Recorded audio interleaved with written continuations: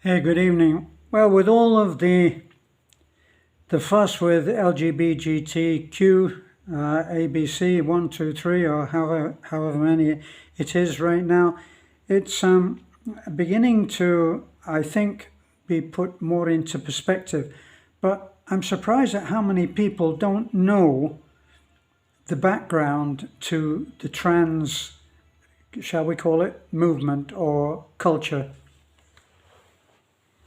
The idea that can start off with a child going to school and having some counsellor whisper in her or his ear, maybe you're in the wrong body.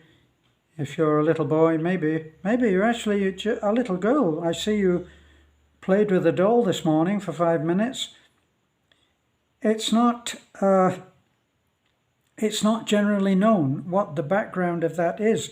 And now it's become such an ingrained culture because it's repeatedly over and over is pushed in our face. What I heard called the 80-20 rule, where most businesses operate on the 80% of any situation or customer role or list, they go and satisfy the 80%. But in the case of the LGBT, and it will be interesting to see whether in fact I get put in prison about this, be it YouTube jail or whatever, the actual history, the backstory of the trans phenomena is a very, very heartbreaking one. Some time ago, I'll leave you to fill in some of the details in this, but I guarantee that I have looked and researched it, and this is the basic story of a young couple who had twins, and the twins, as they were taken to be the circumcision thing. All of my children were circumcised as a matter of course. That was what happened in my own family. That's what happened in the married family that I had later. So they were taken. Now, the first child went in for circumcision, and the equipment malfunctioned, and his penis was destroyed. Let's just cut to the chase. It was burned and it was destroyed. So now they don't know, the couple, only a young couple in their 20s, I believe, they didn't know what to do.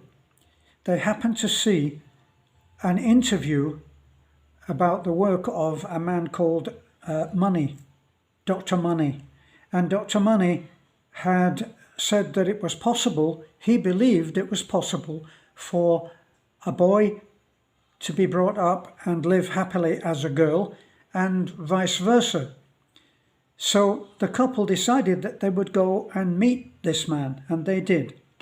And they met him, and he took this as a huge opportunity to experiment and prove his theory about gender not being fixed as in man or woman, boy and girl, but that could be made as a choice, could actually be done in surgery. Now, he was so confident, he was a very personable man, and he convinced the young couple that what could be done would be in surgery, and as the child was very young, only in the months, that he could be brought up as a girl, and that they simply would dress him as a girl, that he would be given girls' toys, he would be called Brenda. And this, to the young couple who knew no better, sounded like a dream come true. So an operation was arranged, and Brenda's, the Brenda to be, it was arranged.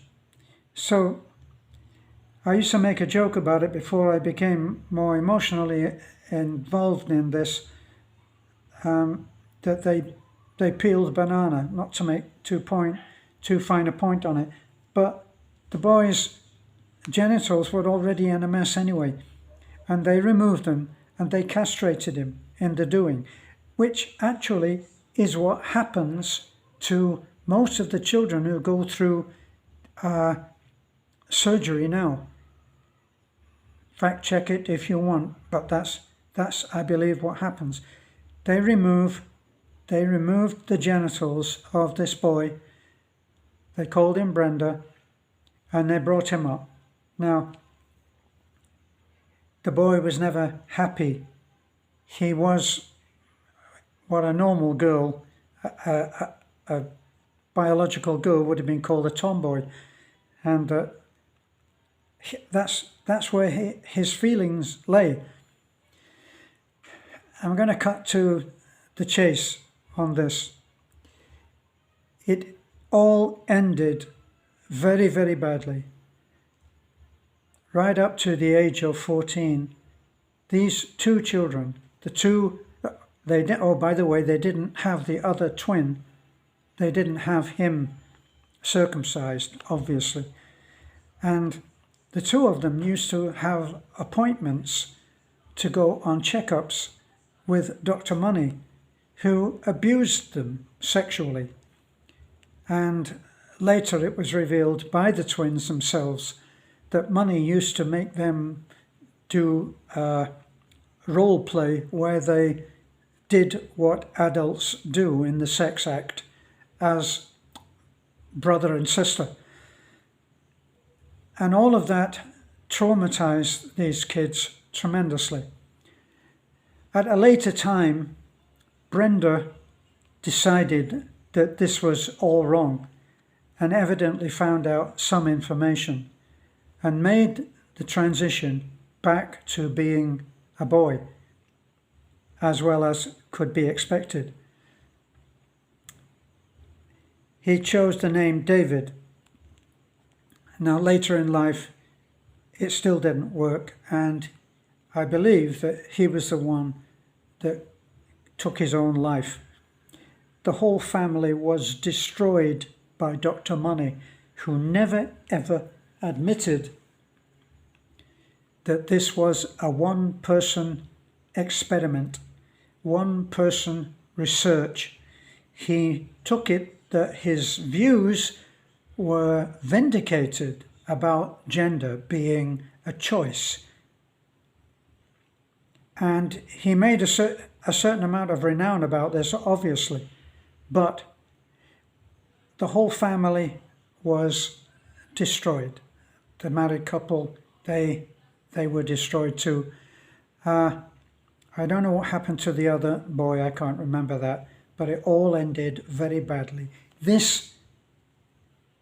When you have people like the bishop that spoke at the service in the presence of Donald Trump as president, saying that she was concerned about trans children.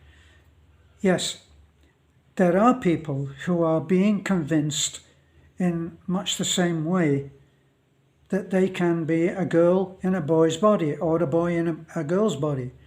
In fact, there was quite a famous singer, can't remember her name,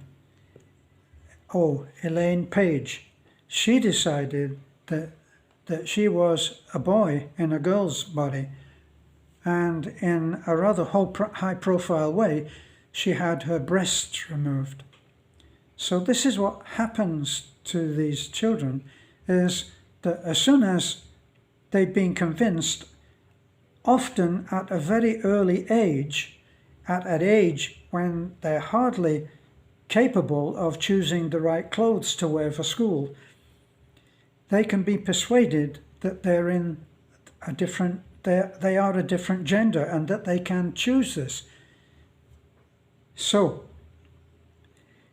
if they put on blockers, they have blockers which will help a boy feel more like a girl and a girl feel more like a boy. Now, pretty well all of them lose the chance to have children. And this is a terrible thing, because when that happens, if they decide that they've made a terrible choice and revert back to their biological gender, of which President Trump has now declared that legally speaking there are only two genders, man and a woman, and that's really the way that it is biologically. All of the other things, I listened to a video this evening of a man saying, well, the fact is that a trans woman is a woman and a trans man is a man, talking about the fact that now in the US, men are not allowed to compete in women's sports. Neither are they allowed to go into a dressing room. We're not just talking about going into the toilets now. They're not supposed to go into the restroom as well. But they had women athletes saying that they do not want to be faced with changing clothes and being pretty well naked. If it's all girls, that it's okay. And suddenly they've got a biological man who is also changing in their room, and they are faced with doing that in front of him, and they don't want that. Personally, I can see coming up in the future, because on the games that are approaching, the Olympic Games, not all of the participants are agreeing with the idea that men cannot compete in women's sport. And so in California, I believe that they are now opposing what has been declared legal and illegal by President Trump. So this is all coming to a head, and it's going to be nasty. But eventually, if it persists, then the women are just going to have to say, no, I'm not going to compete with a man. And if none of the women athletes agree, then I wonder how far that will take us. All the way, I hope. So, thanks for looking in. I hope that you will like, comment. I love to see your comments. Please tell me what your experiences are on this, what your beliefs are. Do you think it's right or wrong? I respect even those opinions that are not as mine. You don't have to agree with me. I won't always agree with you. Just be nice. Because if I get someone who is shitty or insulting, then I just delete them. So you might last a few hours having your comment posted. It won't be for long. And if you agree that this is something that a friend may find interesting, it will help us a huge amount if you will share the video. Bye for now.